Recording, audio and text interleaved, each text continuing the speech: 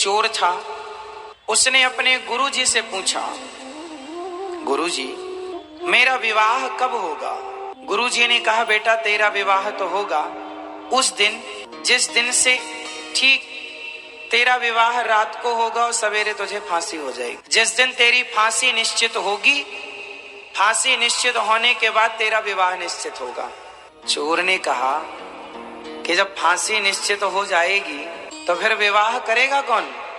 बोले नहीं, ऐसे ही लिखा है तेरे भाग्य में। अब वो चोर तो चोर था, चोरी करना उसने छोड़ दी, चोरी नहीं करूंगा, फांसी नहीं लगेगी। एक दिन वहां से राजा की सवारी गुजर रही थी। ये चोर पहले चोरी करता था पर अब नहीं करता। राजा की नजर इस पर पड़ गई। राजा ने कुछ याद किया।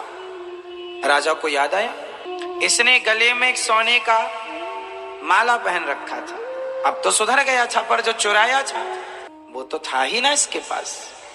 राजा ने देखा किसके गले में माला है, ये माला तो मेरा है। इसने कभी राजा का माला चुराया होगा। राजा ने पकड़ लिया, बुलाया दरबार में, तेरे पास माला कहां से आया? बहुत गोल गोल बातें की उसने। राजा ने कहा नहीं, ये तो मेरा है। उसने बाद में माना कि हाँ, मैंने आपके राज्य में भी एक दिन आपके महल में भी चोरी की थी, वहीं से मुझे मिला। राजा ने कहा तूने बहुत चोरी की है, मेरा भी बहुत नुकसान किया है, कल तुझे फांसी होगी। बेड़ियों में जकड़ गया, जेल में बंद हो गया। सिपाहियों ने कहा कोई इच्छा है तेरी? बोले आखिर इच्छा यही है, जेल के अंदर ना रखो, पूरी रात मुझे जेल के बाहर रखो ताकि खुली हवा मिलती रहे मुझे। संयोग वो बाहर था जेल के, सड़क में एक पेड़ के नीचे बैठा था कि तभी एक माँ और बेटी वहां से गुजरी। एक माँ और बेटी जब वहां से गुजरी तो सिपाही ने पूछा तुम कौन हो?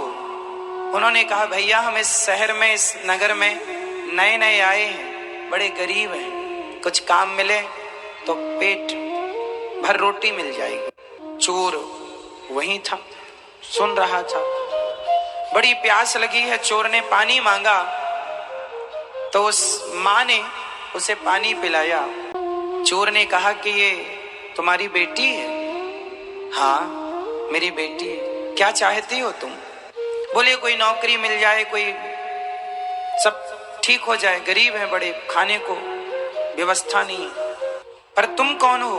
बोले मुझे कल फांसी पर लटकना है, मैं चोर हूं, पर सुनो मैं तुम्हारी गरीबी मिटा सकता हूं। कैसे? बोले मैं चोर हूं, मैं तो कल मर जाऊंगा, पर मैंने कुछ धन गड़ा रखा है जगह पर। यदि तुम अपनी बेटी का विवाह मेरे से कर दो तो मैं सारा धन से पता बता दूंगा और तुम धनवान हो जाना। तो लड़की की मां ने कहा चोर, मैं अपनी बेटी का विवाह तेरे से कर भी दूं और तू मुझे धन भी बता दे, मैं धनी भी हो जाऊं, तो बता इसमें तेरा लाभ क्या है? एक रात के लिए तू किसी का पति बन, इसमें क्या लाभ है तेरा? चोर बोला, रोते हुए बोला, मेरा एक ही लाभ है। क्या? बोले जब मैं मर जाऊंगा, मेरे मरने के बाद ही सही मेरा बच्चा होगा। यदि मैं इसका पति बना तो बच्चा होगा, और बच्चा होगा तो वो मुझे पिंडदान देगा। और मैंने कोई ऐसे तो पुण्य किए नहीं कि मेरा उद्धार हो जाए। जीते जी सिर्फ चोरी की है, गलत काम किया है। अब एक उम्मीद है कि यदि मेरी औलाद, मेरी संतान मेरा पिंडदान करती है और वो सही रास्ते पर चलती है तो उसके पुण्य से, उसके पिंडदान से मेरा उद्धार हो जाए। बस ये लोभ। लड़की की मां ने लड़की से पूछा ठीक है? उसने कहा मां जैसा अच्छा लगे। मां को लगा ठीक है, भटक तो रहे ही है, धन मिलेगा, ठीक है। शादी हो गई, पंडित जी को बुलाया, घंटे 2 घंटे में अग्नि जला करके फेरे दिलवाए, विवाह संपन्न हुआ। एक रात वो अपनी पत्नी के साथ रहा। संयोगवश भगवत कृपा के द्वारा वह पत्नी उसी रात गर्भवती भी हो गई। सवेरा हुआ, सूर्योदय होते ही राजा की आज्ञा के कारण चोर को फांसी पर लटकाया गया। चोर मर गया। ये धनवान हो गए माँ बेटी दोनों।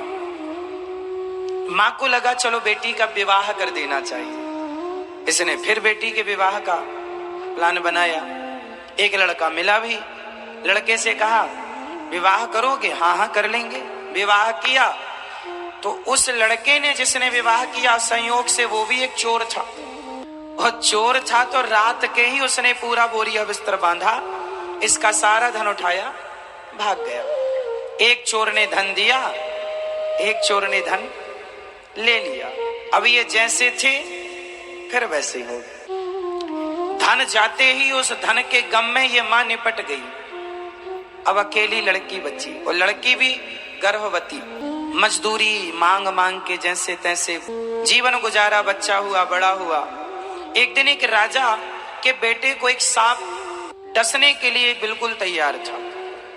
इसने देख लिया तो इसने जाकर उसकी रक्षा करने की कोशिश की, पर पहुंचते पहुंचते देर हो गई और डस लिया। राजकुमार मर गया, परंतु जान बचाने के लिए इसने अपनी जान जोखिम में डाली। राजा ने देखा, राजा ने कहा तू मेरा बेटा। ये राजगद्दी पर चला गया, राजा हो गया। जब राजा हुआ वो राजा मर गया, अब ये राजा हो गया। इसकी मां ने कहा, इसे अपने पति की बात याद आई कि मेरे पति ने कहा था मेरा बेटा पिंडदान करेगा। अब पिंडदान करने के लिए ये गया जी पहुंचा, और जब गया जी में पहुंचा तो जैसे ही पिंडदान करने लगा उसके सामने 3 हाथ खड़े हो गए। एक हाथ इसके पिता का, एक हाथ उस चोर का जो चुरा के भागा, पर एक रात के लिए वो भी पति तो बना, और तीसरा वो राजा जिसने अपने पुत्र की जगह इसे गोद लेकर अपना राज्य दिया। वो 3 हाथ। सही उत्तर है पहला। क्यों? क्योंकि वही इसका असली बाप है। और भले वो मर गया सवेरा होते ही, परंतु उसी ने संकल्प, उसी ने सपना देखा था कि मेरा पुत्र मेरे लिए पिंडदान करे। पर पहला पिंड लेने का अधिकारी वही है। बाद में फिर ये किसी को भी दे, कोई आपत्ति नहीं। अर्थ क्या निकला इस कहानी का? इस कथा से ये सीख मिली कि हमारे जीवन में कितना भी उतार और चढ़ाव आए, और आएगा, कब आदमी राजा से रंक हो जाए और कब रंक से राजा हो जाए, तुम्हारी किस्मत ना हम तय करते हैं ना पड़ोसी। आपकी किस्मत, आपका भाग्य आप स्वयं बनाते हैं। और जो आप यहाँ बैठे हैं, आपका भाग्य पहले ही लिख चुका है कि आपको ये आगे मिलेगा। इसलिए जो मिल रहा है वो हमारे कर्मों का फल है, और भगवान की कृपा से उसे लेकर प्रसन्न ही रहना चाहिए। ये समझदारी है।